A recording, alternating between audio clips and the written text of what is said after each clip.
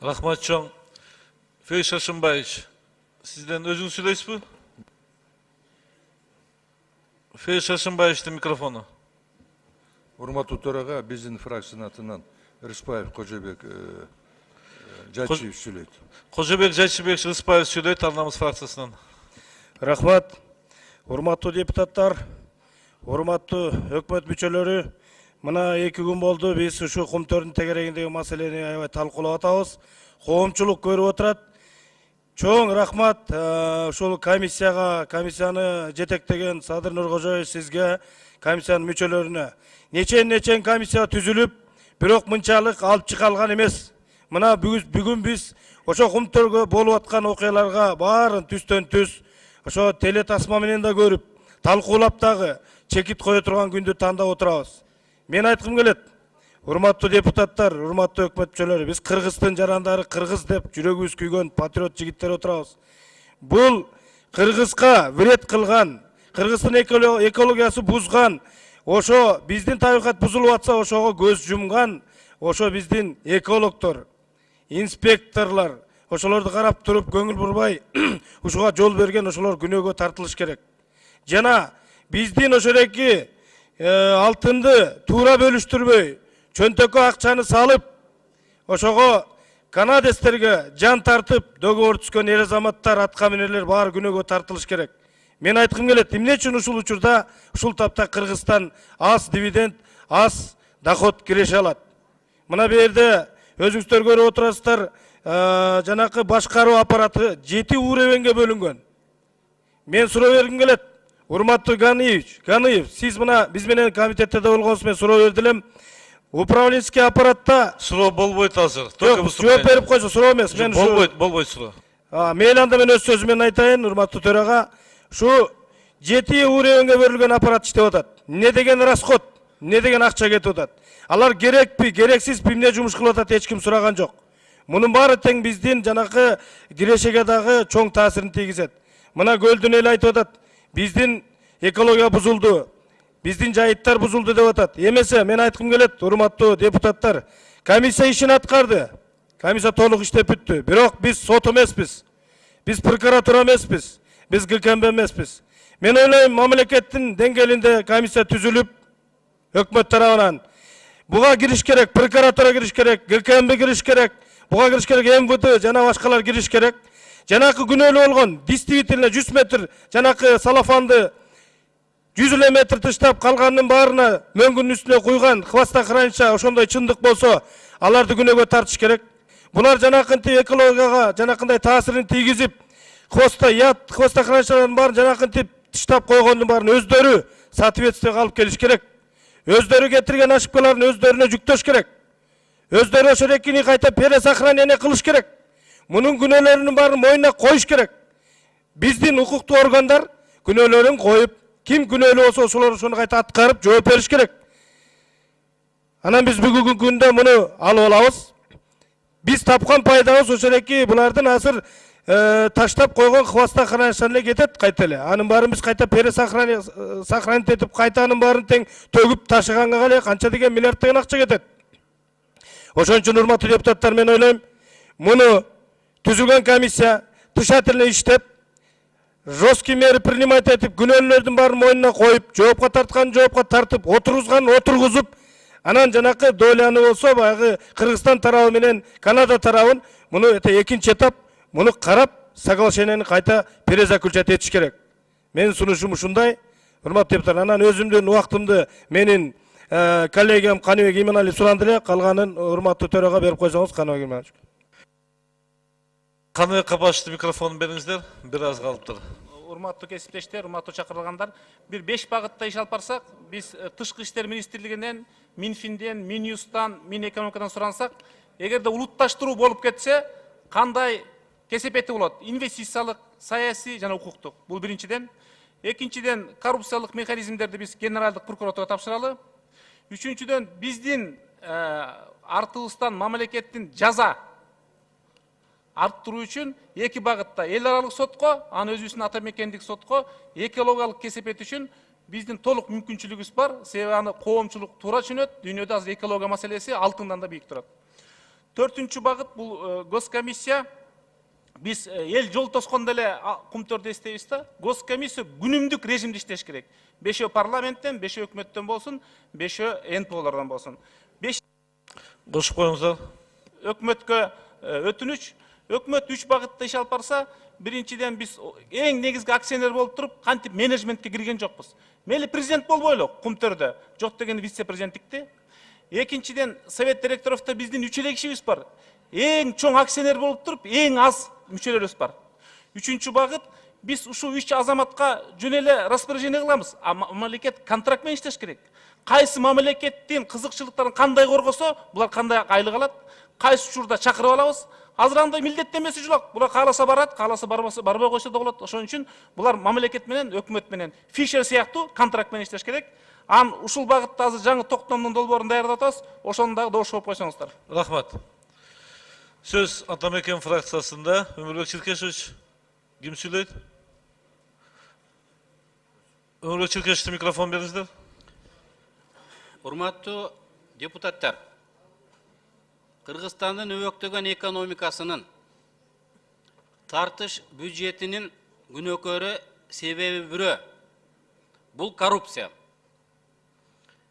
Алтын иштетип 20 жылдан бери пайда көрбөйбүз. Арак чыгарып пайда көрбөйбүз. Нефти менен бензин, газ чыгарып пайда көрбөйбүз. Ал мамлекеттик ишканалардын баары банкрот болуп отурат. Айласыдан калп эле алакан жайып мамлекет жаман башкаруучу деп премьер-министрлер өз идеологиясын көтөрөт. Эгерде мамлекет жаман ишкер болсо, элдин атынан аны башкара албасаң, андай премьер-министрди кызматтан биз кет деп айтышыбыз керек. Кумтөрдүн 70% 93-жылдан баштап бизде болгон. Биз көзөмөлдөй алганыбыз жок. Баарын урдатып жедирдик. 2007 Кумтөр проектиси толугу менен бизге өтмөк. Эгер ошол кезде алтындын 1 унция $340 болса, азыр $1,500 ашты. 2007 жылы $800 болгон.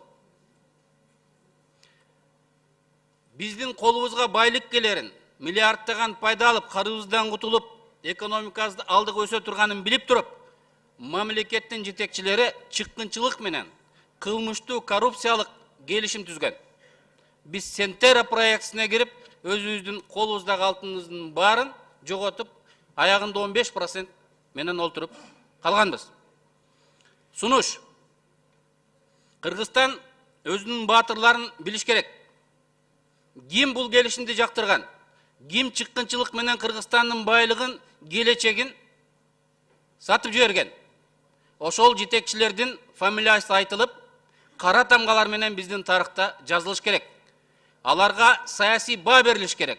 Ал эми генералдык прокуратура кылмыш ишин козгоп, юридикалык баа бериш керек. Коллегам Ташиев айтты. Биз да Текебаев 10 жыл мурун сүйлөгөндөй ушул кинодо калабыз деп. Сөзүбүз эмес, ишибиз менен калышыбыз керек. Эртең арабыздан бирөөнү сууруп кетем деп иш козгоп келгенде коргобогондой болушубуз керек. Өкмөт бүгүнкү өкмөттүн ишине да баа беришибиз керек. 2 жылдан бери биздин эң чоң байлыгыбыз Кумтөр менен эмне иш кылды? Ал жерде биздин өкүлдөр болгон директорлор советтин мүчөлөрү менен жолугуп, алардан кандай баа алды? Аларга кандай берди? Эмне үчүн Кумтөрдүн инвестициялык жана башка саясатына биздин өкмөт аралаша албай, чет элдикчесинен олтурат? Мен ойлойм, өкмөттүн мамлекеттик мүлктү башкаруу саясаты бизди канаттандырбайт. Кумтөрдү алайлык, башкаларын алайлык, Мегакомду алайлык. Мактап алып барган баласы тойдо сурат дегенде 6 миллион урдатып жиберди. Россияда томографты туура эмес алды деп генералдарды четинен камап атат, күнүгө телевизордон көрүп отурасыңар. Эмне үчүн Мегакомго $35 миллион буюм алып атса, мамлекет, КГБ башкалары четте турат. Эмне үчүн премьер-министр четте турат? Мен мисал менен айтып атам. Мына ошондой эле Кумтөрдүн ар бир чыгымына, ар бир операциясына биздин өкүлдөрүбүз менен дыкаттык менен кармашыбыз керек. Кыскасы биздин фракция талкуулап, өз проектисинин, долбоорунун проектисин киргизет. Анын негизгиси каармандар аты менен аталып жоопко тартылыш керек. Экинчisi, биз Сентера проектісінен чыгып, толугу менен бул кумтөрдү өзүбүзгө алышыбыз керек. Анын жол жобосын иликтөө өкмөткө тапшырылып, өкмөт бир нече айдын ичинде бизге мына ошол жоболорду бериш керек. Биз бул проектти сиздердин карооңуздарга сунуш кылабыз. Калган убакытты мен Эркин Алымбековго берем. Эркин Алымбековден микрофону. Урматтуу депутаттар, мен кайталагым келбейт. Ошол биздин токтомдордун долбоорунда да сунушталып атат. 31-жылкы 2003-жылкы Танаев кол койгон соглашенияны биз жокко чыгарышыбыз керек. Эмне үчүн? 31-декабрь күнү эч кандай өкмөттүн жыйыны болгон эмес. Ал фальсификацияланган чечим. Коррупцияга аралашкан өтө жогорку деңгээлдеги коррупциялык чечим катары буну биз жокко чыгарсак, ошондо 2007-жылы Кумтөр Кыргызстандын башкаруусуна Кыргыздын алтын аркылуу өтөт деген жобо калыбына келет. Биз ушунун үстүнөн иштешибиз керек, бул бир. Экинчи, экологиялык маселелер боюнча биз ар кандай конвенцияларды өзүбүз ратификация кылып, милдеттенмелерди алганбыз. Кошпоюңуздар. Комиссиянын жыйынтыгында хвостохранилищелердин курулушу технологиялык жана проекттик бузуулар негизинде коркунучтар бар дегенде, эл аралык эксперттерди кошу менен өтө кылдаттык иликтөө. Ошол эле жардыруулардын негизинде чаңдын баары ледниктерге түшүп, интенсивный таяние болуп, жана ошол металл сеталдары менен мындайча айтканда дарыяларга кетип атканынын баары, анан ошол эрүү жанагы жардыруулардын негизиндеги ошол ледниктерин жылып келип, керек болсо ошол геологтордун поселогу менен хвостохранилищени 100 000 деген көп түшүп кетсе, ошондо мына накта экологиялык катастрофа болобу болбойбу, ошого жол бербөө иштерин өкмөткө табыштоо.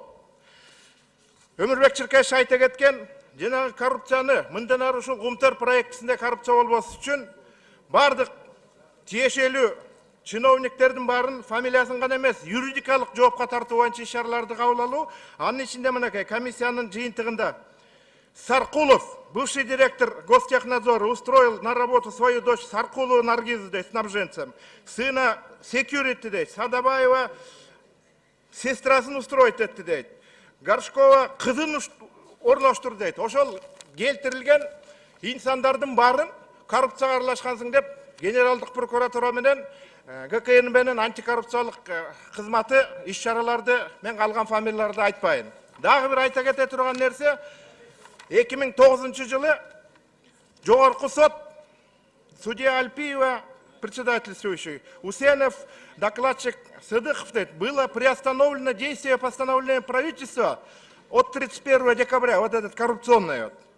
И все действующие новые соглашения по Кумтөру и лицензии на право пользования недрами также были приостановлены. Сот чечим чыгарып атат, токтоткула, туура эмес деп.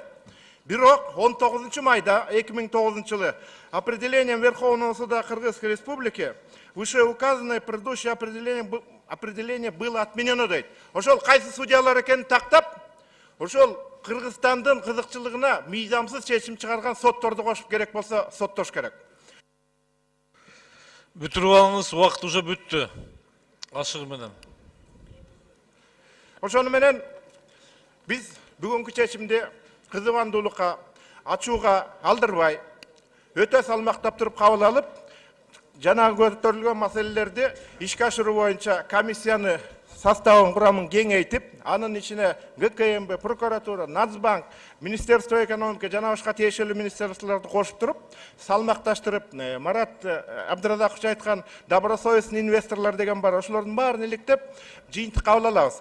Анан жыйынтыгында мурдагыдай болуп, президент өзүнүн премьер-министр, министрлерин жөжөлөрдөй сактап, каалаган коррупциялык иштерин жасаганга мүмкүнчүлүк жок. Өкмөт керек болсо парламенттин алдында жоопкерчиликтүү, туура эмес иштесе отставкага жибергенге мүмкүнчүлүктөр бар. Президент болсо мыйзамдын чегинде адилет чечкиле колдоп берем деп, мынакей. Рахмат чоң. Фракциялардын лидерлери сөзүн бүтүрдү. Экинчи микрофон. Урматтуу төраға, урматтуу коллегалар. Биз сурообузга дагы мүмкүнчүлүк алган жокпуз, сөзгө дагы. Ошондуктан мен сиздерден суранам, мурунку созуптун депутаты катары биздин сөздүктүңүздар мага да бир эки сөз, 2-3 мүнөт берип койгула, биз ой пикирди айтып алайлык. Айтып алыңыз. Рахмат. Урматтуу коллегалар, урматтуу министрлер, коноктор, урматтуу Кыргызстандын эли.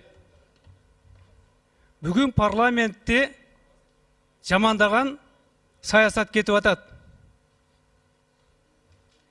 Парламенттик бийликтин күчүн мына азыр көрүп атасыңар.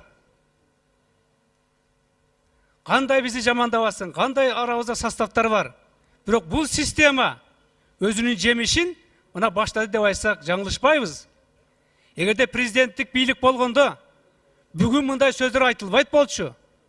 Бул жерде баарын оозун бастырып, мынаны айтасың, мынаны жасайсың дегенде, бар ошону хоп майли деп айтат эле көпчүлүгү.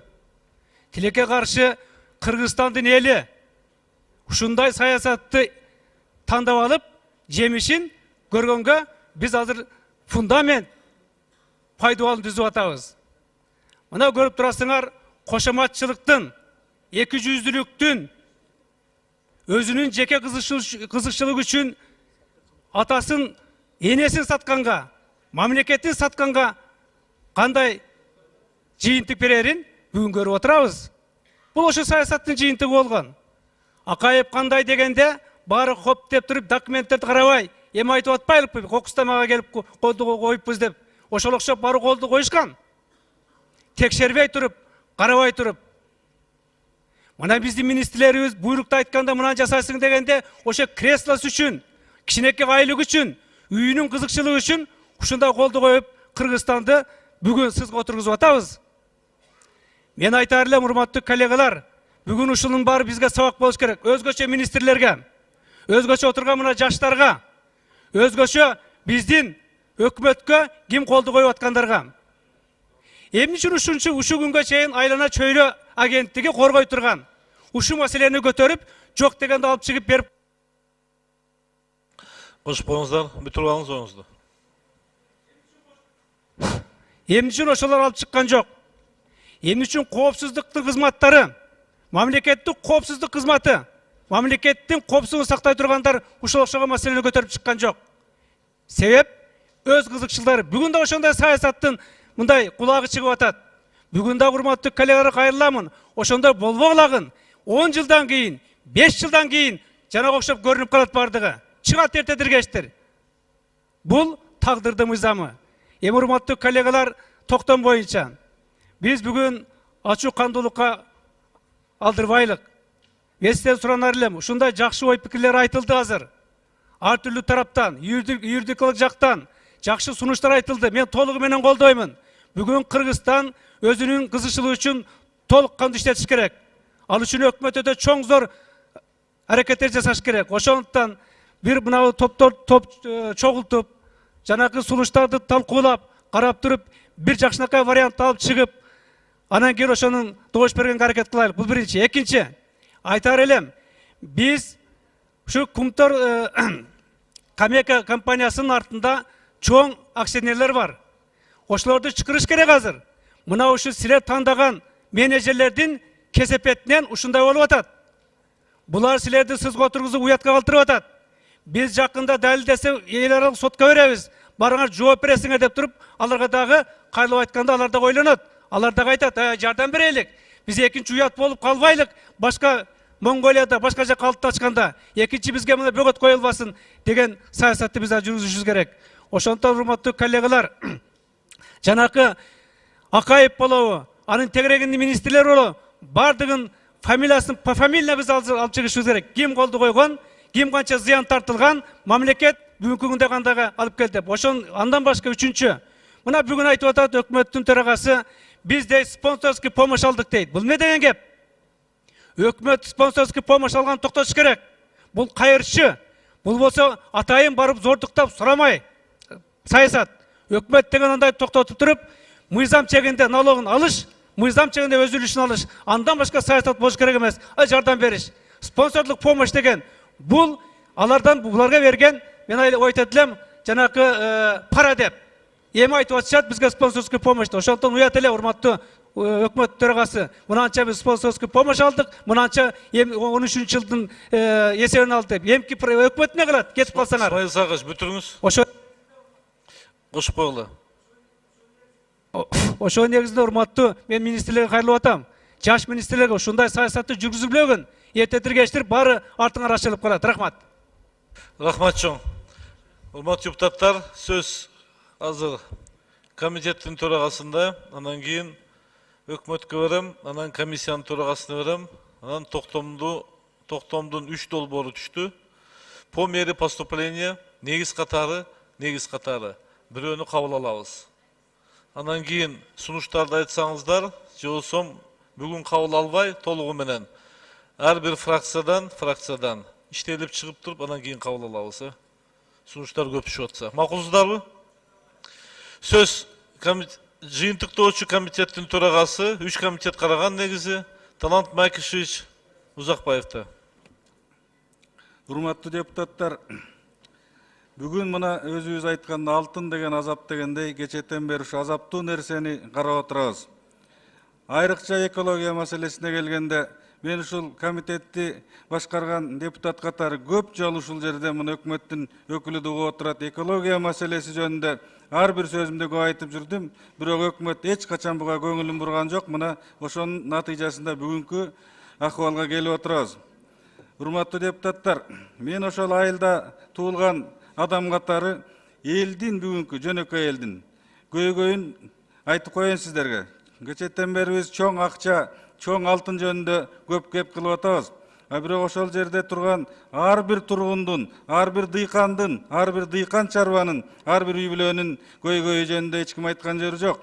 Ошол кумтөрдөн биздин ушу айылдагы Жаргылчак, Барскон, Тамга айылдары жакшылык көрдүбү? Мен айтып коеюн, эч кандай жакшылык көргөн жок алар. Эч кандай пайда көргөн жок. Бир азаптан башка эч нерсе көргөн жок. Мына ушул экология маселесине эле айтайын, башка акча, финанс жагына мен көп кирбейин. Мына мөңгүлөр жөнүндө айтып атабыз. Давыдов мөңгүсү, Лысый, Петров деп. Ушул мөңгүлөрдү биз бала чакта бийик абдан чоң мөңгүлөр эле. Ошол кумтөрдүн кылган иш аракеттеринин натыйжасында жанагы чоң жүк ташуучу машиналар ары бери тынбай жүргөндүктүн натыйжасында азыр ошол мөңгүлөр абдан бөксөрүп кеткен. Жана биздин бул жер динибиз сүйлөбөдүбү? Бүгүнкү күндө ушул Барскон, Жаргылчак, Тамга айылдарында жана башка айылдарда ушу мөңгүнүн бөксөргөнүнөн сугат суусу, иче турган суунун ушунчалык азайганынан бүгүн мына огород сугарабыз, жер сугарабыз деп азыр күнү түнү кетмен менен чабышып атат элдер. Жердин баары такырга айланган. Ал мөрүктөрдүн баары оорукчан болгон. Булардын компенсацияларын ким төлөйт?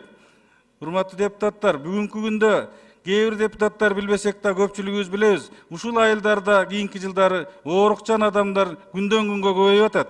Эмнеден ооруп атат? Эмнеден ушул адамдар кетип атат? Муну эч ким билген да жери жок. Бул жөнүндө кызыккан да жерибиз жок. Биз дайыма эле акча анан алтын жөнүндө кеп салып атабыз. Мына азыркы күндө Барскон деген баягы сианит түшкөн чоң сууну карап көргүлө. Ушул суу азыр абдан бөксөргөн. Сугат деген жүрбөй калган. Таза суу жөнүндө айтсак, урматтуу Өмүрбек Токтогулович, мына таза суунун башында туруп, бүгүн Барскон айылы жана мен айткан айылдардын баары ылай суу ичип отурат. Даже ушул проекттерге кирген эмес, элдин баары какшанып атат ошол жерде. Сууга жетпей отурушат. Анан биздин кумтөрдөн көргөн пайдабыз кайсы ошол? Именно ошол жерде тегеректеги айылдарга биринчи социалдык жактан жана башка жактардан көңүл бурулушу керек эле.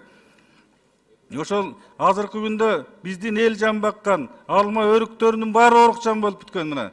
Ушулардын баарын ким компенсациялайт, ким ордуна коет кайра? Мына андан тышкары эң чоң көйгөйлүү нерсе Өмүрбек Токтогулович. Барскон балыкчы, Барскон Каракол жолун караңыз. Күнгөй менен Тескейдин жолу илгери бирдей эле болчу, түздүгү, асфальттарын бары. Чоң жүк ташуучу машиналар жүрүп отуруп, мына азыр Тескейдин жолун караңыз. Азыр танка менен жүрсө эле болуп калды. Эмне үчүн кумтөр бул жол жасабайт? Именно кумтөр талкалады ушул жолду. Башка ким талкалады? Күн түн канча машина жүрүп атат оор жүк менен. Ошондуктан биздин көлдүн эли бул кумтөрдөн эч кандай натыйжа, эч кандай жакшылык көргөн жок. Анан дагы айтып койчу нерсе, сианиттин учурунда 98-жылы Биздин Барыскон айылынын 250 түтүн бар. Ар бир түтүнгө бірден участок бөлүп берип, ушу чүйөр өнүнө келип бир айыл кылып беребиз деген. Мына ошондон бери алдап азыр Барыскондун эли абдан чоң, көп эл. 10 миңден ашык түтүн. Азыр жерге батпай, мына кайда барарын билбей турушат. Урматтуу депутаттар, урматтуу өкмөт мүчөлөрү, бүгүн биз абдан ушуну серьезно карабасак, азыр мына эл күтүп атат. Бизди кандай чечим кабыл алат? Ошол чечимибизге жараша эл дагы ошондой өзүнүн чечимин кабыл алган турат. Туура чечим албасак, кеч болуп калат. Ошондуктан урматтуу депутаттар, туура чечимди кабыл алалык. Чечкиндүү чечимди кабыл алалык. Өзүбүздүн жерде туруп, бардыгынан корко бербейлик. Тигини менен соттошсок мынтип коет, муну менен соттошсок мындай кылып коет деп. Өз жерибизди, алтыныбыздын баарын берип коюп байкуш болуп отурабыз. Ушуга көбүрөөк көңүл буруп койсоңуздар. Асылбек Шарипович туура айттыңыз. Бүгүнкү күнү азыр токтомдун долбоорун талкууласак, даже убактыбыз жетпей калат го, даже фракциялардан карап туруп, ушу токтомдун долбоорунан алып чыксак деген сунушту берем мен. Рахмат чоң. Сөз премьер-министр Өмүрбек Токтогуш Бабановда. Рахмат.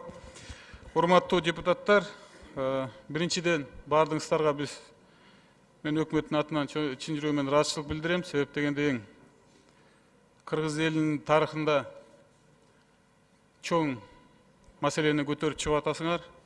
Мынакей дагы бул жерде комиссияда иштеген комиссиянын жетекчисине де Садыр Нуркожоевичке да мен ыраазычылык билдирем.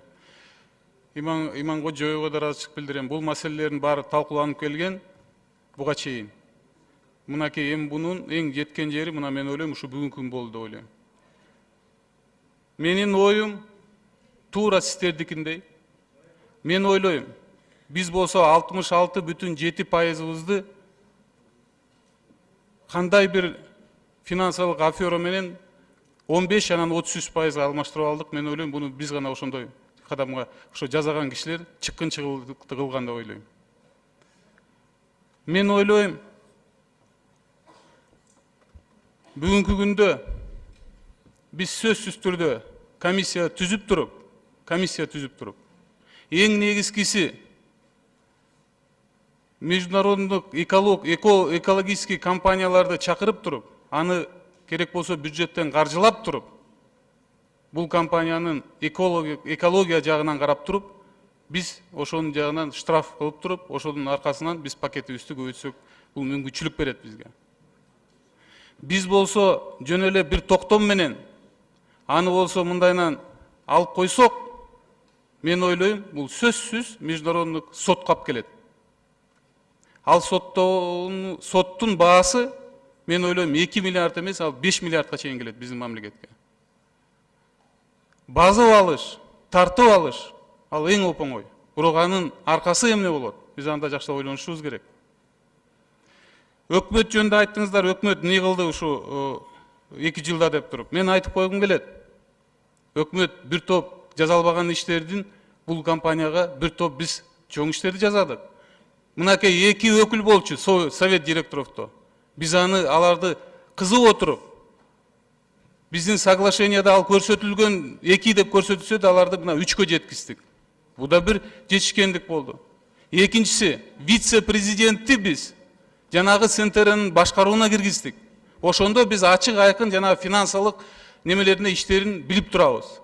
Будан тышкары, Кумтөр Оперейтинг компания жоюлсун, бир эле компания болсун, Кумтөр Голд компания болсун. Эмне үчүн бу жерде Кумтөр Оперейтинг компания бар? Бул эмне иш кылып атат деп туруп, аны талапка койдук. Ошол компанияга Кыргызстандын жараны финансылык директор болсун деп коюп атабыз. Урматтуу депутаттар, эми токтомго өтөлүк. 4 токтом түштү. Токтомго добуш берерден мурда комиссиянын төрагасы Садыр Нуркожоевич Жапаровго сөз. Эми Садыр Нуркожоевич бир аз көбүрөөк сүйлөйт. Убакыт берелик. Мын үчүн дегенде комиссиянын төрагасы болгон. Сөз сизде. Рахмат, чоң рахмат, урматтуу депутаттар. Урматтуу депутаттар, өзүңүздөр жакшы билесиздер, алтын дүйнө жүзүндөгү кандай гана мамлекет болбосун, бул стратегиялык товары болуп эсептелинет. Тарыхты көтөрсөңүздөр, 1962 жылы СССР аймагында кургакчылык болуп, ачарчылыкка туш келерде алтындын запасынын көпчүлүгүн сатып, башка мамлекеттен буудай, ун, жана башка азык түлүк тап келип СССР элин сактап калган. Ушуну эсибизден чыгарбасак. Эми бул комиссиянын иши боюнча, комиссиянын иши 15-нде түзүлүп, 22 февралда сиздер положенияны бекитип бергенсиздер. Ошол положениянын 23 пунктунда жазылган. Эксперттердин чыгымдарын кыргыз алтын төлөп берсин деп. Бул мамлекеттик ишкана 100% мамлекет фонд госкомимуществода да. Тилекке каршы бир тыйын дагы төлөп берген жок.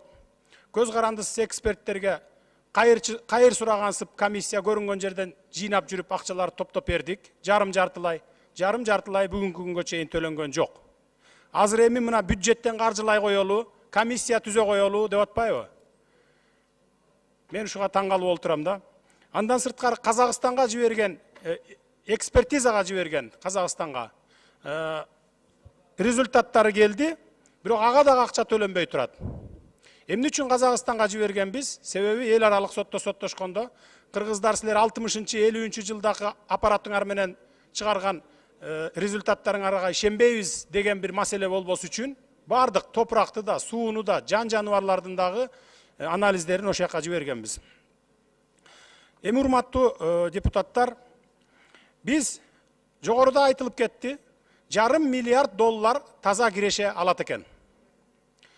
$500 миллиард таза киреше алган жерден кайыр сурагансып сурап жүрөбүз. $10 миллион берчи, $30 миллион берчи деп. Бул уят нерсе.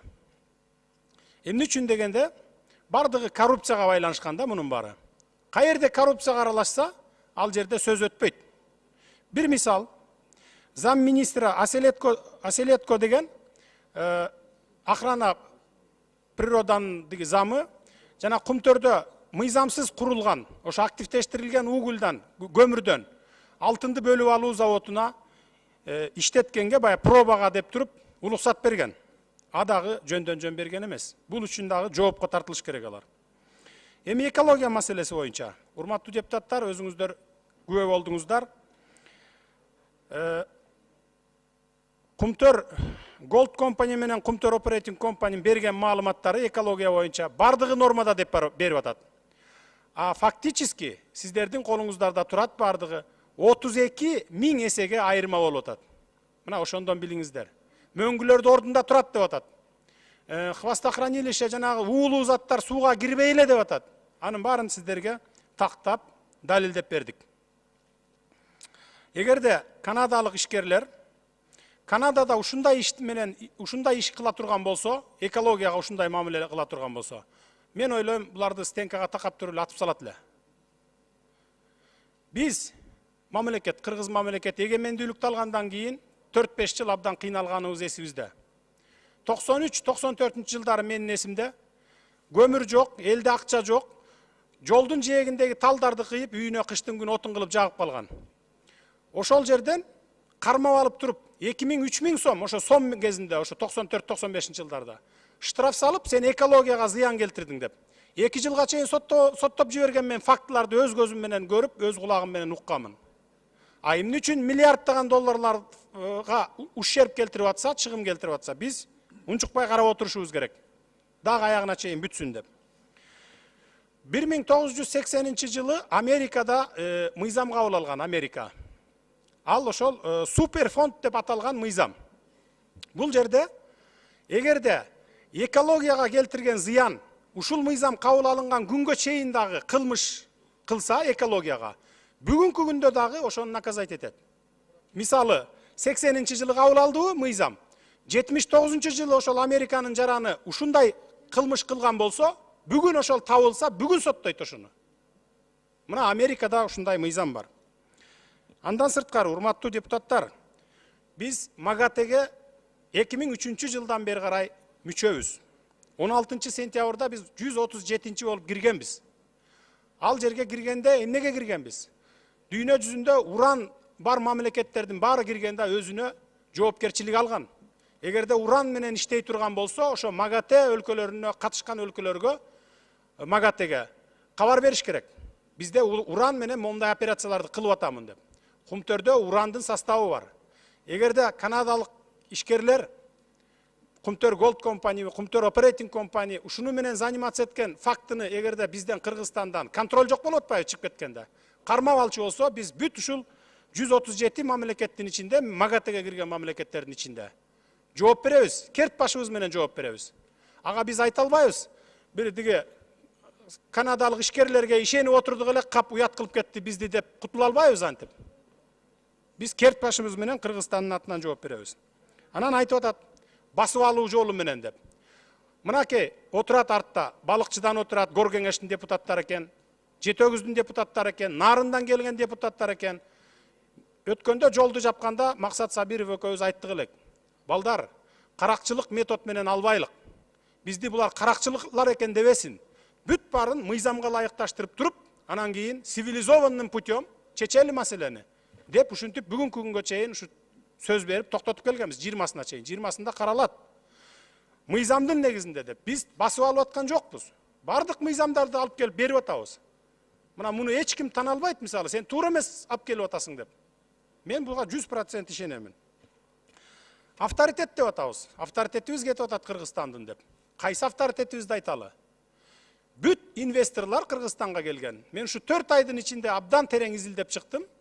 Кыргызстанга келип чиновникти сатып алсаң эле бизнесиң өрчүйт деген мамиле жасайт экен чет мамлекеттер. Аны үчүн кандай кылат? 1 жылга жетерлик акча салат дагы, аны 10 эсе пайда алат.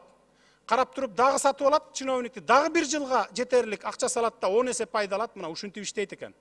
Эч ким Кыргызстанда мыйзам иштейт, мен 10 жылдан кийин ушул акчамды чыгарып алам деп Кыргызстанга бир дагы инвестор келбейт экен. Ошон үчүн биздин мамлекетке ушундай мамиле кылып аткандарды наказать этип туруп, бизде мыйзам иштейт деп мыйзам жол менен кетсек, ошондой инвестор дагы сыйлайт. Дүйнө жүзүндө дагы авторитетибиз болот. Мисалы мына мыйзам иштеген Өзбекстан менен Казакстанды карагылачы, мына ушулардын авторитети дүйнөдө бар десек туура болот. А биздин авторитетибиз моюнга алышыбыз керек жок азыр бүгүн. Эми токтомго өтөйүн, урматтуу депутаттар. Токтомдо 1-2 пунктунда баягы жактырылсын, колдоого алынсын деп турат. 3 пунктунда биз мөөнөтүн узартып, териштирүү укуктары берилсин деп жазып атабыз. Буга башкы прокуратурадан, Ички иштер министрлигинен, улуттук коопсуздук кызматынан жана Финполициядан кирсин деп атабыз. Кирип ошолор териштирсин деп. Эми жана жогоруда айтылып кетти, биздин укугубуз жок деп. Мен 106 беренени окуп коеюн. Парламенттик териштирүү жүргүзүү үчүн негиздер деп турат. Парламенттик контролду жүзөгө ашыруу үчүн жогорку кеңеш парламенттик териштирүү жүргүзүүгө укуктуу. Эгерде ал төмөндөгүлөргө коркунуч келтирүү менен байланыштуу болсо. 1. улуттук коопсуздукка, 2. калктын ден соолугуна жана адеп акылагына зыян келтирсе, 3. саясий экономикалык жана башка мамлекеттик кызыкчылыктарга каршы келсе деп турат. Ушунун негизинде мына ушул пунктты киргизип атабыз. Андан кийин депутаттык комиссия 3 ай ичинде 30 сентябрга чейин келип отчет берсин деп атабыз. Ушул жана түзүлгөн тергөө тобу менен биргеликте деп атабыз. Андан сырткары 6 пунктунда башкы прокуратура жок болуп кеткен документтердин баарын ордуна коюп, Кумтөр руднигине, алтын кенине байланыштуу иштин бардыгын кайра жаңыртсын деп атабыз. Андан 8 пунктунан баштап мыйзамсыз кабыл алынган бардык токтомдорду, то есть ратификациядан өткөн чечимдерди жокко чыгаралы деп атабыз. Булар кайсылар? 2009 жылдын 9 апрелиндеги номер 142 токтом, 2009 жылдын 24 апрелиндеги 2009 30 апрелиндеги 142, 99 жылдын 21 июлундагы номер 89 эл аралык келишимдер жөнүндө 1969 жылы 3 майындагы эл аралык келишимдердин укугу жөнүндө Вена конвенциясын, мамлекеттер жана эл аралык уюмдар ортосундагы келишимдердин же Кыргыз Республикасы тарабынан ратификацияланган 1986 жылдагы эл аралык уюмдардын ортосундагы Вена конвенциясын бузуу менен кабыл алынган деп эсептелсин деп атабыз. Ушуну менен Кыргыз Республикасынын өкмөтү тарабынан мыйзамсыз кабыл алынган баарын жокко чыгарылсын деп биз кетип атабыз. Кыргыз 13 пункттан баштап Кыргыз Республикасынын өкмөтүнө төмөндөгүлөр тапшырылсын деп 3 күндүк мөөнөттө, 10 күндүк мөөнөттө ушундай тапшырмаларды берип атабыз. Биз атмен кылып аткан жокпуз, өкмөткө тапшырма берип атабыз, өзүңөр атмен кылгыла деп. Өзүлөрү туура эмес макулдашууларды кабыл алгандан кийин өкмөт өзү бузуш керек да. Андан кийин мамлекеттик комиссия түзүлсүн деп атабыз 4-чү пунктунда. 13-чү пункттун 4-чү подпунктунда. Мамлекеттик комиссия эмнени аныктасын деп атабыз. Биз эсеп кысап чыгарсын деп атабыз. Жазып бардыгын текшерип, полностью Кумтөр Gold компания, Кумтөр Operating компания, Кыргыз Алтын, Сентера менен бардык эсепти чыгарсын деп атабыз. Аны 10 сентябрга чейин алып келип палатага отчет берсин деп атабыз. Аны өкмөткө тапшырып атабыз. Өкмөт парламенттен алабы, көз карандысызын алабы, өзүлөрү эле түзүп алабы, муну түзүп ушуну өкмөткө тапшырма берип атабыз да. Садыр Нуркожоевич, бардыгында бар го бул, э? Жок, азыр эми мен комментарий менен берип коеюн да, ошон үчүн да. Уруксат берип койсоңуздар, эми аз калдым, бүтүп атам. 14-чү пункт бардык мыйзамдар жокко чыгарылса, токтом менен кабыл алынып. Оперативдүү түрдө ишти алып кетиш үчүн жаңы Кумтөр Алтын акционердик коому уюшулсун деп атабыз. Ал коомго ошол Кумтөр Operating компания бүгүнкү күндө иштеп аткан эле жумушчулар кирсин деп атабыз ошол управлениеге. Правлениегечи. Бөлөк сырттан эч ким жок. Себеби булар өзүлөрү уже дасыгып калды да. Андан сырткары Кумтөр Алтын директорлор кеңеши түзүлүп, аган көпчүлүгү жогорку кеңештен шайлансын деп атабыз. Жогорку кеңештен. Калганын өкмөт шайласын деп атабыз.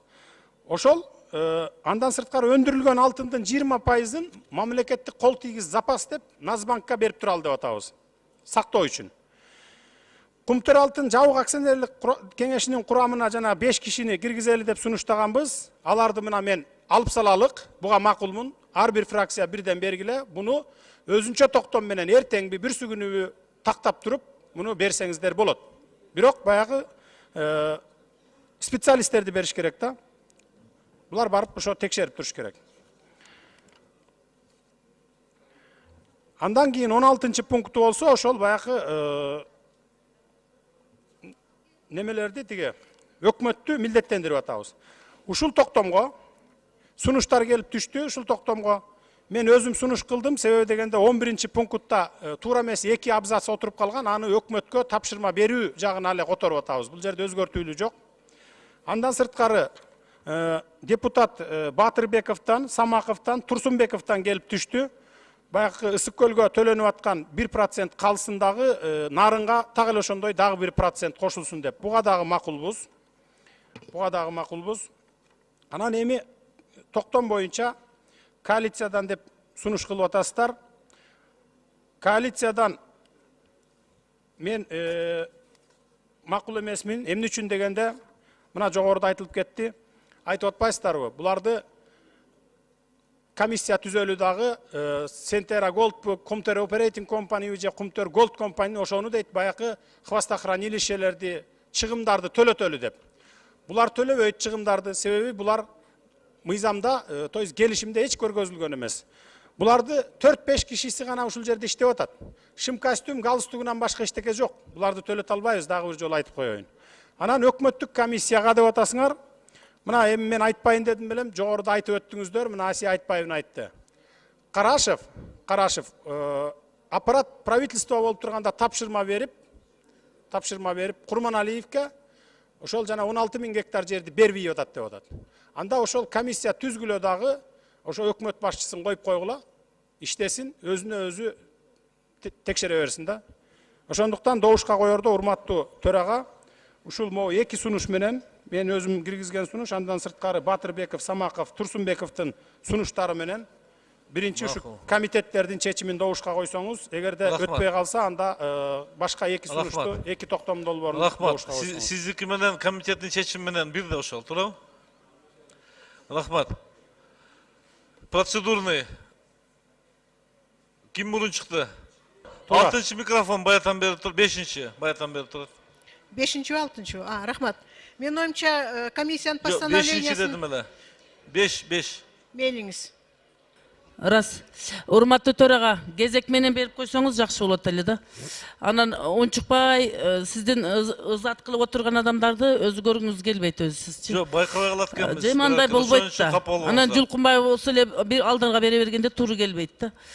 Биздин эми мисалы үчүн мына бул Кумтөр оперейтинг компаниянын жетекчисин чыгарып деле өзүбүз суроолорубузду берип бир алгылыктуу жооп алган жокпуз.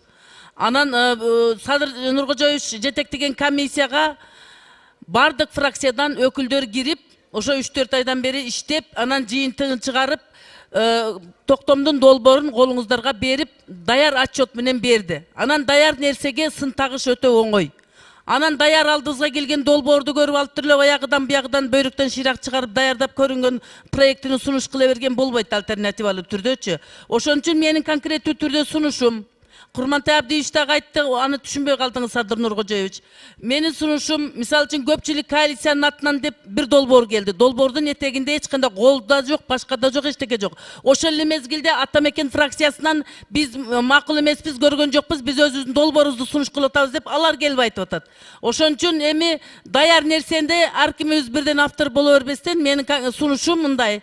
Атайын бул комитеттен өткөрүлгөн долбоор неме мурдагы эле Садыр Нуркожоевич жетектеген комиссия менен комитетке ушул сунуш кылынып аткан долбоорлордун бардыгын чогултуп туруп, иштеп чыгып, комиссия менен комитет анан алып келсин, эмки сессияга да колго салып колдоп берейлик. 3-чү күнгүгө алып келсин. Ошондо өкмөт дагы өзүнүн сунушун берет, башкасы да берет. Керек болсо берки Кумтөр оперейтинг компаниянын жетекчилерин чакырып, ушул кошуп койгула. Оюмду бүтүрүп алайын. Ушул комиссиялардын бардыгы өздөрү чогуу отурсун дагы даректүү биздин Кыргызстанга пайда алып келе турган жанагындай ууру коррупционерлерге бөгөт кое турган токтомдун долбоорун алып келсин. Анан акыркысы мына бул директорлор кеңешинин составындагы 3 адамды биз эми Кудай кочу кылып эле сыйлап эле ызат кыла бербестен алар дагы өздөрүнүн уяты менен жооп бериш керек.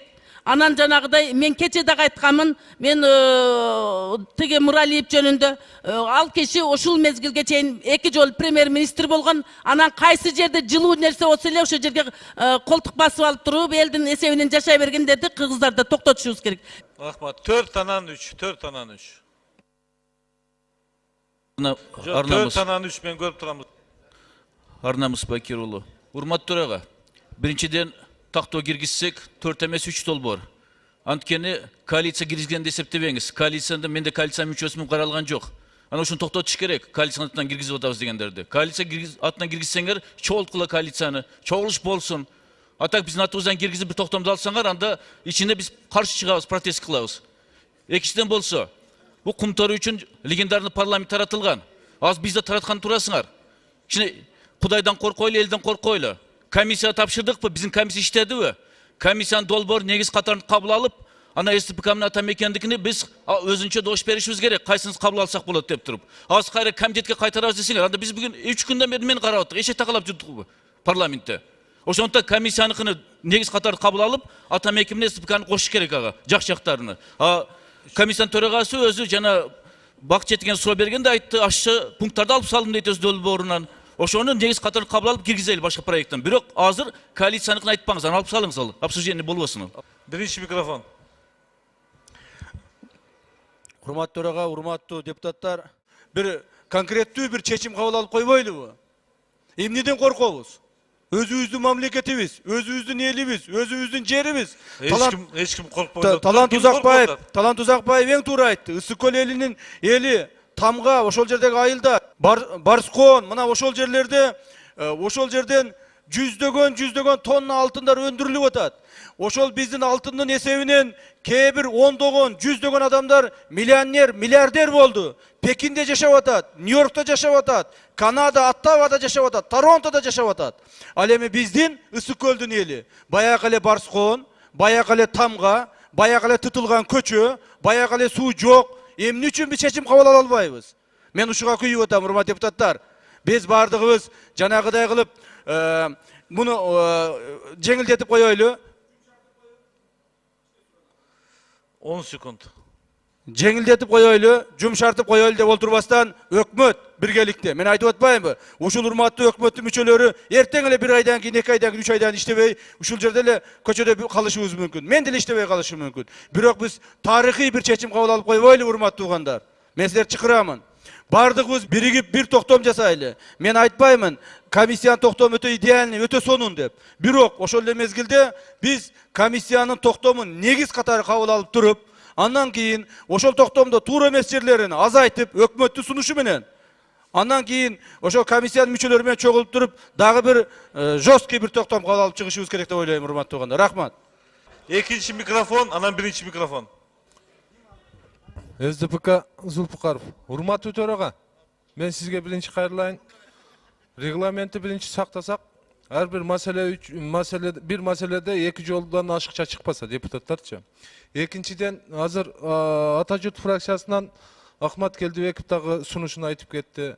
Анан кийин Алтынбек Турдубаевичтин экөөнүн ою бир болуп атат да, ага Садыр Нуркожоев сиз деле макул болуп калдыңыз окшойт. Ошол туура эле. Biz эми комиссиянын иштеген ишини биз жокко чыгарганыбыз жок. Өтө жакшы иштептир. Действительно колдоо беришибиз керек. Чындыгында оппозиция болуп бөлүнбөй, Кыргызстандын мамлекеттин келечеги жөнүндө ойлонойлу. Ошондуктан сиз эле за болуп койсоңуз, макул болуп койсоңуз, биз 3-чү күнгө баягы бирге отуруп комиссиянын мүчөлөрү, ошондой эле лидер фракциялар биргеликте ошол токтом долбоорун иштеп чыксак деп атабыз. Анан кийин азыр өтпөй калса дагы туура эмес болуп калат. Ага мына Камчыбек Кыдыршаевич да каршы болгон жок. Эч ким каршы болгон жок да. Ошондо бул токтойт. Анан кийин сунуштарды биринчи колго коюп коюңуз. Эгерде өтпөй турган болсо, анда кайра микрофон берсеңиз болот да. Регламентти бузбай ишти алып барайлы. Birinci mikrofon. Anan hiç kimge söz vermeyeyim, oturunuzlar. Кенжебек Сатымқұлович, birinci mikrofon. Рахмат. Урмат төраға, урмат депутаттар. Biz өзүбүз комиссияны түздүк. Анан эгерде азыр сиз добушка коюп, комиссиянын бүгүнкү киргизген долбоору өтпөй калса, анда комиссиянын аброю түшүп калат. Анда комиссияларды түзүп биз эмне кылабыз анда? Анда коалиция, фракциялар өзлөрүнүн вариантын эле чыгара берсин да. Мына кептин баары комиссия келгенден кийин комиссиянын долбоору өтүш керек бул жердечи. Мына өтүш үчүн анда биз жанагы бир жыйынтыкка келишибиз керек дагы, баарыбыз туура кабыл ала турган вариантты алып чыгып, бирок комиссиянын за основу алып ошону өткөрүшүбүз керек. А болбосо анда Асылбек Шарипович, анда туура болбойт. Экинчи комиссия түзбөшүбүз керек. Мен ушуга карата дагы бир оюмду айтып коеюн, мына өкмөт мүчөлөрү отурат. Biz қазір Құмтөрелі мәселесін алып шығып атабыз.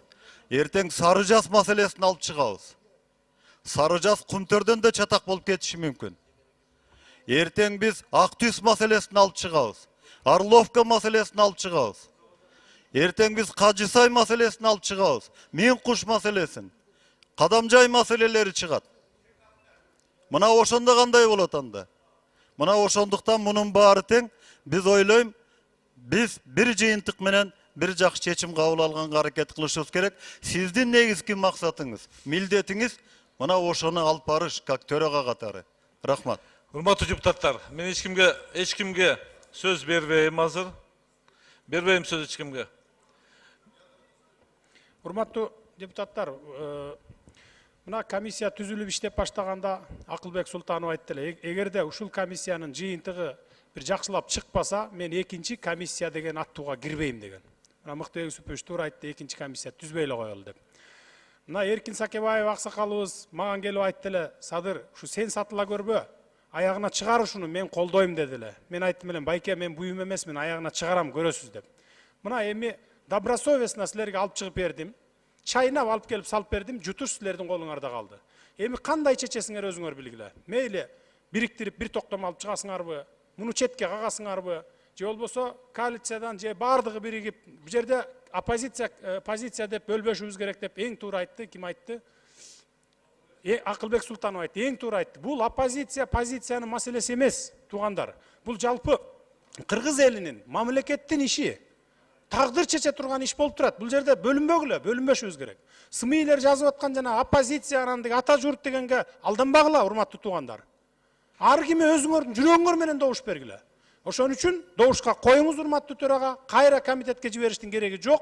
3 комитеттин тең колдору турат, председательдердин бардыгы макул деп кол коюп берген.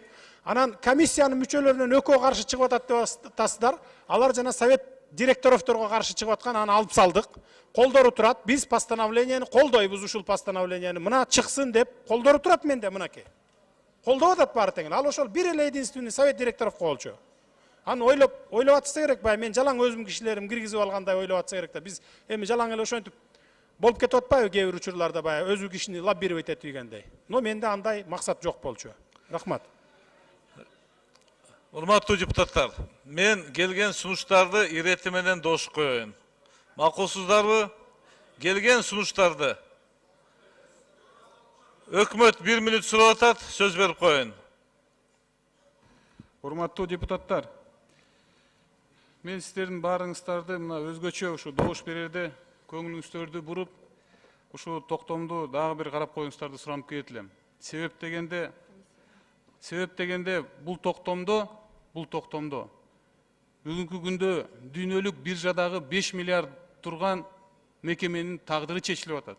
Аарде 20 миңден ашык акционерлер бар аарде. Чет өлкөлүк 20 миңден ашык акционерлер бар. Бу жерде бул токтомдо сунушталып атат. Жаңы кыргыз иш компаниясы түзүлүп, ошого 3 күн ичинде өткүзүп берилиш керек деп туруп. Ошон үчүн мен болсо сиздерди чакырып келем. Садыр Нуркожоев, сиздер жакшы иш кылдыңыздар. Көз карашыбыз сиздикиндей 100% мамлекетке өтсө да, биз мыйзам аркылуу кадам жасашыбыз керек. Мыйзамды бузса Кыргызстанга будан башка эч ким келбейт. Ошон үчүн мен жанагы Акмат Келдибекович, Алтынбек Сулайманов айткан нерсени колдоп кетилем. Отуруп туруп комитетте өкмөт менен бирге келгиле жашынакай немени токтомду иштеп чыгайык. Иштеп чыгып туруп мыйзам негизинде бардыгыбыз эле айтып атабыз. Мыйзам негизинде Куда кааласа ошол жөнүндө иш кылсак, мен ойлойм, Кумтөргө ээ болобуз биз Куда кааласа. Ээ болобуз толук кандуу. Бирок ушу жакшы башталган ишти бир токтом менен кайра тетиргетет да. Мамлекетибиз соттон башы чыкпай калат. Рахмат. Өмүрбек Токтогулович. Бул жерде эл баягы 16 миң гектардын тагдыры жөнүндө ошону күтүп атат да көбүнчө. 16 миң гектар боюнча, айтып коюңузчу. 16 миң гектар боюнча, жанагы токтом боюнча, терде жаш балада чыгып сүйлөп кетпеди. Мен тапшырма бердим, бул токтомду биз азыр жокко чыгарабыз, Куда кааласа. Унусун жокко чыгарабыз токтомду. Жанагы 16 миң гектарды токтомду. Уктуңуздар, Жокко чыгарабыз аны биз. Биринчи микрофон. Урматтуу депутаттар, биз саартан бери талкуулаганыбыздын бардыгы келип алып, эч нерсеге жарабай калып жатканы жакшы эмес. Биз эмне себептен жанагы Өмүрбек Токтогулович айткандай канча дедиңиз 20 миң акционерлердин кызыкчылыгын колдойбуз дагы 5 миллион кыргыз элинин кызыкчылыгын колдобойбуз. Биз элдин кызыкчылыгы үчүн болуш керек. Буга чейин биз таланып, жутулуп алдып кеттик, бардыгына барып келе жатып, эми дагы эле ошого туура келебизби? Мына бул Садыр Жапарович ушунча иштегенин көрүп туруп көрмөксөң жасасак, көзү көрбөп калат. Кылганы кылбады десеңер кандай эмне болот? Ушул нерсени колдош керек. Мына колдобоймун, тигиндей мындай деген жакшы сөз эмес. Бул жакшы ел аркада турат. 20 жыл кандай акыбалга келдик? Эми дагы 20 жыл ошондой акыбалга барабызбы? Рахмат. Урматтуу депутаттар, мен регламент менен кетем азыр. Урматтуу депутаттар, Садыр Нуркожоевич. Дош коем мен. Экинчи микрофон. Урматтуу депутаттар, урматтуу кесиптештер, Садыр, сиз эле макул болсоңуз, сиздин комиссия чоң иш кылды. Сиздер даярдаган токтомду биз негиз кылалы, негиз кылып. Ошонун негизинде иш алып баралы. Болбосо азыр глобалдуу дүйнөдө bir saatten keyin 1 saatten ушуну кабыл алсак, Кыргызстандын дүйнөлүк бедели кандай болот? Биз эл аралык коомчулуктун субъектибиз. Биз алардын астында алган милдеттемелер бар. Биз азыр эмоция менен саясаттан кетип, укуктук талаада кармайлы да маселени. Биз сизге макул болобуз. Азыркы комиссияда сиз жетектеңиз. Ар бир фракциядан 2ден киши кирип, ошо макулдашуу түзө турган комиссия жаңы токтомду сиздики негиз кылып, Текебаевдикында да жакшы пункт жүрөт, жана баа берүү боюнча. СДПКда пункттар жүрөт. Ошолорду кошуп, бирок сиздикинде бир эки радикалдуу чара бар. Ошонун кесепетин өкмөткө тапшырып көрөлчү, ошолорду кабыл алсак, кесепети кандай болот? Ошону эсептеп көрөлчү дегенде. Кесепети эбегейсиз болот. Эч убакта бизге инвестор келбейт. Өзү эки нерсе менен дүйнөнүгөт. Биринчи варварчылык менен, басып алуу жолу менен, экинчи укуктук талаа менен. Биз эгерде цивилизованный дүйнөнүн өкүлчүлүгү болсок, биз, урматтуу Садыр, сизден көп нерсе зависит этип атат. Сиз макул болсоңуз, ушул сиздики негиз кылып алалы, эки пунктун алып салып. Анан үчүнчү күнгө даярдайлы. Рахмат, мен жооп берип коеюн. Урматтуу Каныбек Капашевич, биринчи Асия Айтбаевнын суроосу боюнча, суроо талабы боюнча айтып коеюнчу. Атамекен фракциясынан сунуш кириптир. Bunun бардыгы кабыл алынса болот. Стенограмма үчүн айтып коеюн. 5-чи пункттун 1-чи подпунктуна сырткары баарын кабыл алса болот. Себеби дегенде 2003 жылы 31 декабрдагы келишим бул уже не действует. Себеби 2009 уже башка кабыл алынган. Ушуну киргизбей эле коюп, калганын 100% кабыл алсак болот муну. Бөлөк чечимдер карама каршы келет да деге коалицияга. Анан эми чечимди эми өзүңүздөр кабыл аласыздар. Азыр ким биздин коллегабыз Жетигенов айтып кетти, 15 мүнөт танапис кылып сүйлөшүп алалы, андан кийин добушка өтөлү депчи. Ошону сунуш киргизиңиз деди, мен сунуш киргизем, урматтуу төрага. 15 мүнөт танапис кылып анан кийин дейсизби? Эми коллегабыз суранып атат да ошон. Комиссиянын мүчөлөрүбү? 1 мүнөттөн анда. 3-чү микрофон, 6-чы микрофон анан 1. Урматтуу төрага, негизи биз дайым эле карап жүрчү эмес белек. Эгерде жалпы койбосок, по пунктам коелу. Кайсы пункттарын? Жок, по пунктам деген болбойт. Максат Эсенович, андай болбойт азырча. Ачык эле айтайлы. Анан жалпысынан кабыл албайлы. Жок, азыр эмет бүгүн баары кабыл ала албайбыз бардыгынча. Азыр 6-чы микрофон. Урматтуу төрага, депутат Саматов. Садыр Нуркожоевич, мына парламенттин табияты ушулда. Азыр бир да токтом өтпөйт ошондон сентябрга калып калат. Өтпөйт бир да. Келгилечи кеңешели, жана тайм-аут алалы деп эдик бул урматтуу төрага. Чогулалы сүйлөшөлү 3-чү күнү примем. Хорошо постановление примем. В среду. Макулдачы Садыке, макулдачы. Урматтуу депутаттар, эмне жакшы токтом кабыл алабыз. Чогулуп туруп, кеңешип таңашып туруп. Анан ушунча эмгегиңер азыр өтпөй калсачы токтом. Урматтуу депутаттар, мен стенограмма үчүн айтып коеюн. Чатты туура эмесирээк болгон турат да. Калганбек Садыкович, мен макулдачы Садыр Нуркожоевич. Айтып коеюн, эми макул айтып коеюнчу, эми кичине күтүп турбайсызбы эми, чыдап турсаңыз эми мына. Мен ишимди аткардым. Элдин алдында, мамлекеттин алдында жүзүм жарык. Мен аткардым мынакей. Стенограмма үчүн айттым. Атамекендикин 5-чи пунктунан 5-чи пунктунун 1-чи подпунктунан сырткаркысын баарын кошуп алсак болот деп. 3-чү күнү кабыл аласыңарбы, 5-чи күнү кабыл аласыңарбы? Эгерде комиссиянын токтомун добушка койсоңор, ушул негизде койгула, калганына мен кандай токтом иштеп чыгасыңар мен билбейм. Эгерде Кумтөр мамлекетке өтпөй, анан өткөрбөй, аны алып салып, ал пунктты башкача токтом алып чыгабыз десеңер, мен аган катышпаймын. И комиссияны дагы дальше улантканга мен анда каршымын. Жөн эле дагы 3 ай убакытты созуп, анан эптеп-септеп эле бир көз будамайлап, анан кийин жыйынтыгын чалабыла чыгарып койгонго мен каршымын. 6-чы микрофон. Урматтуу Садыр Нуркожоевич, комиссиянын башында туруп иш жазгандыгыңыз туура. Бирок мен кутулдум, мен жазадым. Бүттү дегенден токтотуңуз, андай болбойт. Баарыбыз тең. Тамашалап койдум 5 секунд. Мен докладты деп атам. Докладты деп атам мен. Баяндаманы бүттүм деп атам. Мен айтайын дедим, сизге предупреждение кылып атам. Депутаттардын бардыгы тең. 2 күндөн бери сиздин кылган кызматыңызга ыраазычылык кылып, ошол комиссиянын баарын айтып атат. Анан мен кутулдум, эмне кылсаңар ошол эми ойнобогула да элге мынтип. Биз амбициябызды ушинтип койгон үчүн 20 жылдан бери мына бүгүнкү күнгө келип атабыз. Ошол 20 жылдан бери керек болсо ушул жерде отургандардын көпчүлүгүнүн күнөөсү бар. Эмне үчүн мен эле дей бересиң. Мен уже тажап кеттим. Дыйканмын мен. Ошон үчүн жок, токтоп туруп, сизди мен ойногон жокмун. Урматтуу комиссиянын мүчөлөрү, бириңиздер менен айтышпаңыздар. Токтотойлук. Жок, мен ойноп атамбы же сиз ойноп атасызбы? Кийинки Урматтуу депутаттар. Жок, азыр чечим кабыл алайлык. Экинчи маселени кандай? 1 жыл макулдашалып. Анан за основу деген болбойт азырчы. комиссия мүчөлөрү макул болбой атат. Комитеттагы азыр артка кетип атат, комитеттагы. Түшүнөрбү? Комиссиянын мүчөлөрү толук кол коюп берген, таратылган, алдыңарда жатат. Макулбуз ушул постановление менен деп. Мен сизге көргөзүп коеюн азыр. Канат Кыйырканович, сиз баягыдан бери сөз сүйлөп атат. Сиз дагы сунушуңуз бар эле, айтып коюңузчу сиз дагы. Канат Кыйыркановичтин микрофону. Урматтуу Асылбек Шарипов, сиз айтып атпайсызбы? 4 долбоор деп. Мен жана микрофонго чыкканда айтып кеткем. Мен азыр баштан баштап коем. Жок, уксаңыз, мен жана микрофонго чыкканда ортого айтпадымбы? Биз сүйлөштүк.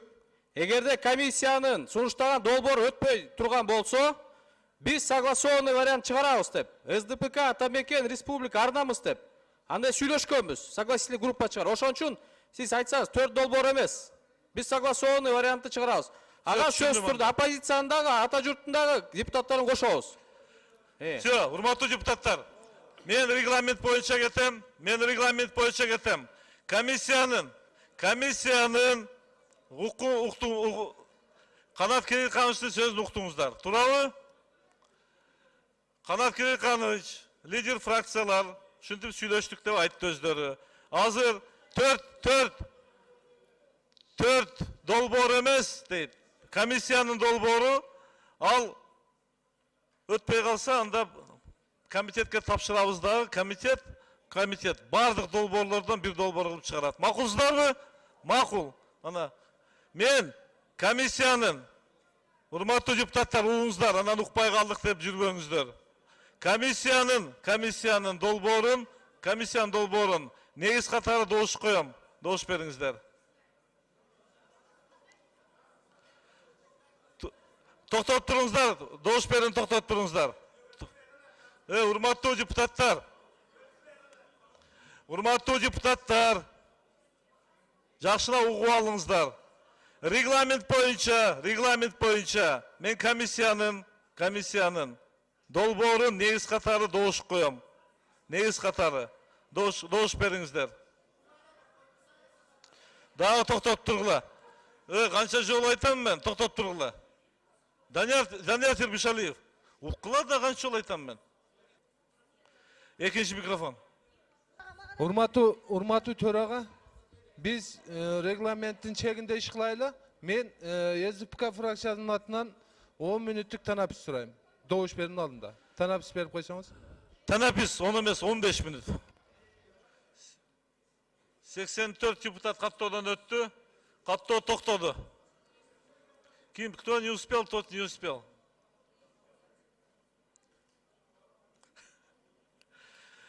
Кайрадан ачыңыздар, депутаттар өтө албай калдык дейт. 102 депутат каттоодон өттү. Урматтуу депутаттар. Каттоо токтоду. Урматтуу депутаттар, азыр сүйлөшүлдү. Комиссиянын мүчөлөрү, Садыр Нуркожоевич болуп, лидер фракциялар. Мен добуш коем. Токтомду. Бардык сунуштарды, долбоорлорду эске алуу менен, комитет, агрардык саясат боюнча комитет, жыйынтыктоочу комитет эле, ошол комитет комиссиянын мүчөлөрү менен, фракциялардын сунуш кылган депутаттары менен чогуу комитет толук вариантын иштеп чыгып, 3-чү күнү бизге сунуш кыла турган кылып. Исмаил Исакович. Урматтуу төрага, биз макулбуз, эң туура чечим колдойбуз. Бирок бул комитет эмес. Садыр Нуркожоевичке да рахмат. Бул улуттук коопсуздукка түздөн-түз тиешеси бар. Ошондуктан коопсуздук комитет дагы кошулуш керек буга. Бардык комитеттер кошулсун. Рахмат. Урматтуу депутаттар, мен сунушуму буга чейин айттым. Комитетке жиберелик. Комитет бардык комитеттердин катышуусу менен, фракциялардын катышуусу менен, комиссиянын мүчөлөрүнүн катышуусу менен 3-чү күнгүгө бирдиктүү бир долбоор бизге алып чыгат добушка. Добуш коем, добуш бериңиздер.